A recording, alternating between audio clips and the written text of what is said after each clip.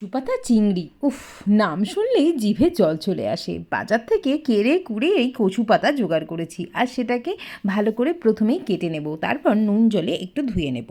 অন্যদিকে কড়ার মধ্যে নুন, হলুদ, পাতিলেবুর রস, পাতিলেবুর খোলাটা দিয়ে একটুখানি গরম করে তার মধ্যে কেটে রাখা পাতাগুলো দিয়ে 2 থেকে 3 মিনিট ভাপিয়ে নেব। জলটা কিন্তু ফেলে দিতে হবে। এবার ভাপানো পাতার মধ্যে আবারও পাতিলেবুর রস, একটু সর্ষের তেল দিয়ে ভালো করে চটকে নিতে পারো বা মিক্সার জারে একটু বেটে নিতে পারো। এবার কিছুটা চিংড়িকে ভালোভাবে নুন হলুদ মাখিয়ে নেব। অন্যদিকে সাদা কালো সর্ষে, পোস্ত এবং কাঁচা লঙ্কাকে একদম মিহি করে বেটে নেব। এবার বেটে রাখা মশলার মধ্যে একটু টক দই দিয়ে সমস্ত কিছু ভালো করে ফেটিয়ে নেব।